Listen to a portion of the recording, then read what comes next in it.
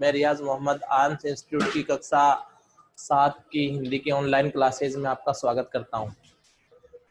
आज अपन third chapter आपका हिमालय की बेटियां, उसके बारे में अध्ययन करेंगे। इसके जो रचयिता है वो है नागार्जुन। आपसे पूछा जाए कि हिमालय की बेटियां जो अध्याय है उसके रचयिता कौन है, तो इसमें आएगा आपका नागार्जुन। तो इसमें हिमालय की बेटियां वो किसको कहा गया है? हिमालय क्या है? हिम प्लस आले, बर्फ का घर किसको कहा जाता है? हिमालय जो पहाड़ है उसके ऊपर बर्फ जमी रहती है, इसलिए उसे क्या कहा जाता है? बर्फ का घर कहा जाता है। अब वो बर्फ क्या होती है? पिघलती है, और पिघलने के बाद में वो क्या होती है? पानी के अंदर बदल जाती है, और वो पानी पहाड़ से नीचे उतर करके नालियों का रूप लेकर के एक बड़े आकार का एक नाला रूप के रूप में क्या करती है? नदी के रूप में वो बहने लग जाता है, जिसको अपन क्या कहते हैं? नदी कहते हैं। ठीक है, तो हिमालय की बेटियां किसको कहा गया है? नदियों को कहा गया है। और हिमालय की गोद में क्या करती है? आपको पता है कि नदियां पहाड़ के ऊपर से नीचे उतरती है, तो जो उसकी आवाज होती है, उसका उछलना कूदना, कलकल की आवाज करना, ये सारी जो क्रियाएं हैं वो पहाड़, कौन सा? हिमालय, उसके उस पे करती है। कौन करती है? नदियां। पिता, नदियों का पिता कौन है? नागार्जुन नदियों को किन किन रूपों में मानते हैं? किन किन रूपों में देखते हैं या मानते हैं? देखो आप, एक तो बेटी, माँ, ठीक है,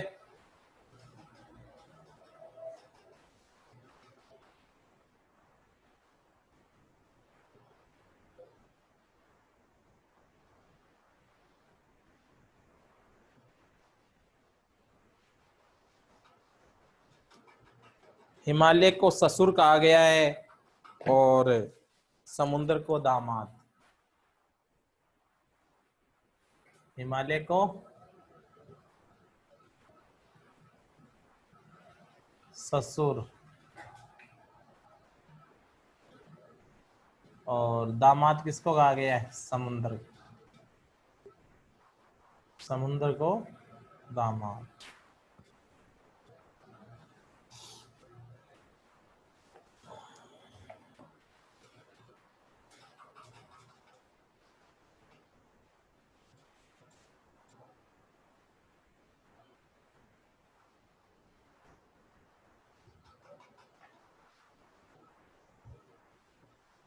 इनको लोक माता भी कहा गया है। लोक माता,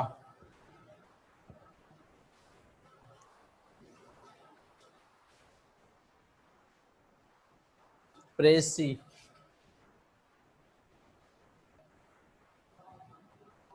बहिन,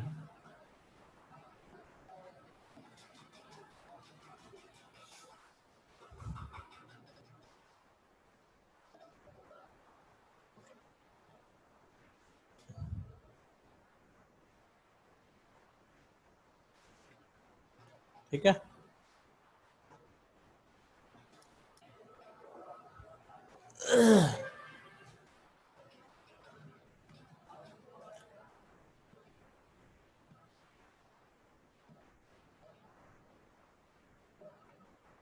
नागार्जुन ने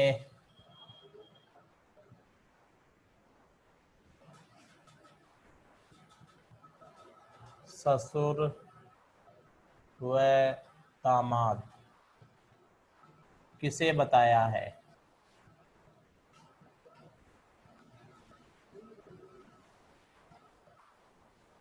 नागार्जुन ने हिमालय का तो क्या बताया है? ससुर। और दामाद किसको बताया है? समुद्र को दामाद बताया। ठीक है,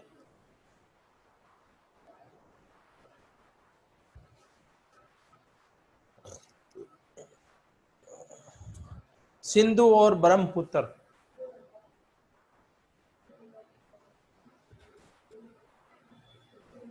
सिंधु और ब्रह्मपुत्र की क्या विशेषताएं हैं?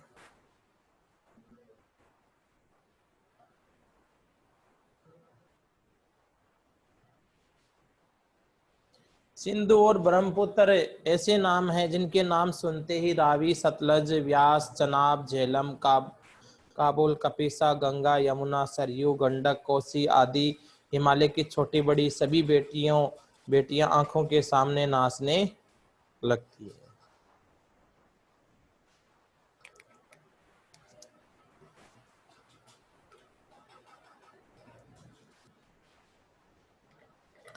दयालु, वास्तव में सिंधु और ब्रह्मपुत्र स्वयं कुछ नहीं है। दयालु हिमालय के पिघले हुए दिल की एक एक बूंद न जाने कब से इकट्ठा होकर के इन दो महानदों के रूप में समुद्र की ओर प्रवाहित होती रहती है। यानी हिमालय की जो बर्फ है वो क्या होती है, पिघलती है, और नदियों, छोटी छोटी जो नदियां हैं वो मिलकर के क्या करती है, सिंधु और ब्रह्मपुत्र का निर्माण करती है। और सिंधु और ब्रह्मपुत्र जो बड़ी विशाल नदियां हैं ये जाकर के समुद्र में मिल जाती है। कितना सौभाग्यशाली है वह समुद्र जिसे पर्वतराज, समुद्र को क्या बताया गया है, एक सौभाग्यशाली बताया गया है, जो हिमालय की इन दो बेटियों को हाथ पकड़ने का श्रेय मिलता है, उसे अवसर मिलता है।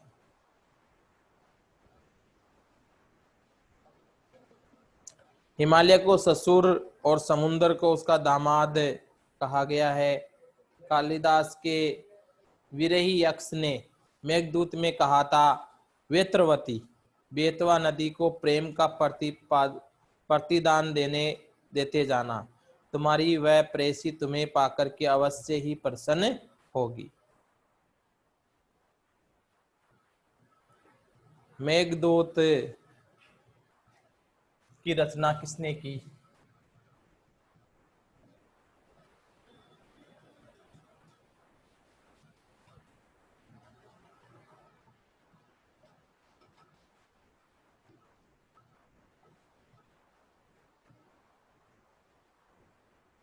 तो उत्तर हो जाएगा इसका, मेघदूत की रचना है वह है कालिदास ने की।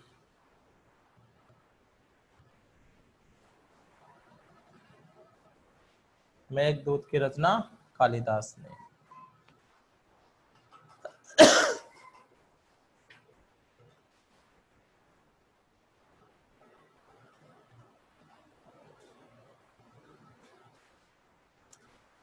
काका कालेलकर ने नदियों को लोक माता कहा है। काका कालेलकर ने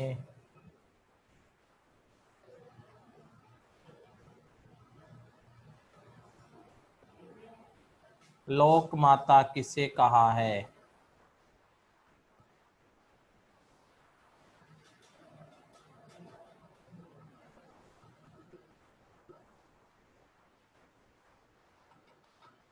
काका कालेलकर ने लोक माता किसे कहा है? काका कालेलकर ने लोक माता नदियों को कहा है।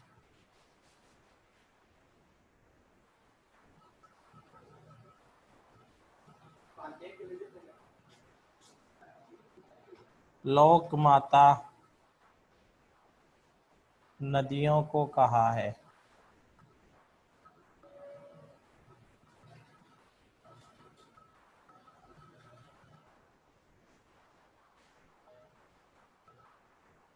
छठा क्वेश्चन हो जाएगा, हिमालय की बेटियां, हिमालय की बेटियां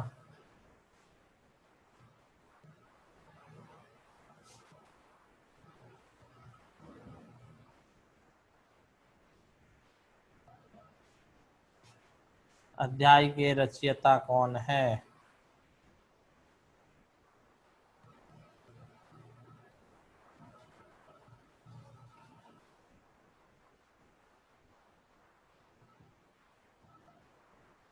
तो उत्तर हो जाएगा इसका, हिमालय की बेटियां की रचयिता नागार्जुन है।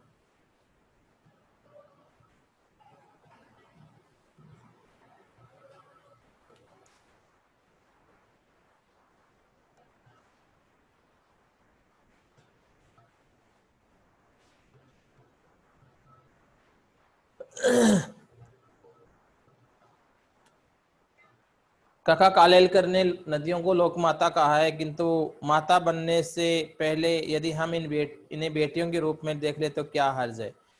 थोड़ा चलिए इन्हीं में अगर हम प्रेसी की भावना करें तो कैसा रहेगा। ममता का एक और भी धागा है जिसे हम इनके साथ जोड़ सकते हैं। बहन का स्थान कितने कवियों ने नदियों को दिया है। कई कवियों ने नदियों को किसका नाम दिया है, बहन का नाम भी दिया है। एक दिन मेरी ऐसी भावना हुई, थोलिंग तिब्बत की बात है, मन उचट गया, तबीयत ढीली थी, सतलज के किनारे जाकर के बैठ गया। सतलज नदी के किनारे जाकर के बैठ गया। दोपहर का समय था, पैर लटका दिए पानी में। पैर कहाँ लटका दिए लेखक ने, पानी में। थोड़ी ही देर में उस प्रगतिशील जल ने असर डाला, तन और मन ताजा हो गया, लगा मैं गुनगुनाने। तन और मन लेखक का क्या हो जाता है, ताजा हो जाता है, और वह गुनगुनाने लग जाता है। ठीक है, वीडियो को शेयर और लाइक करें।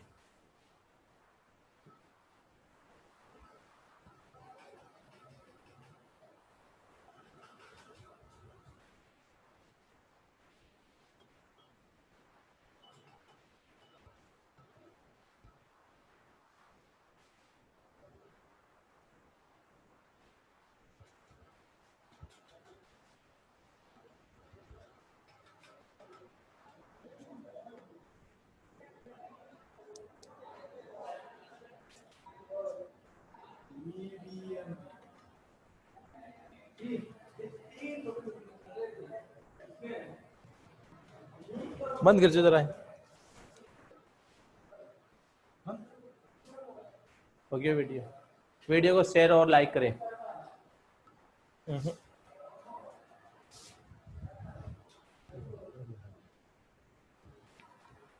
माउस कौन चल, अब आगलो चालू कर दीजिए जस्ट ही।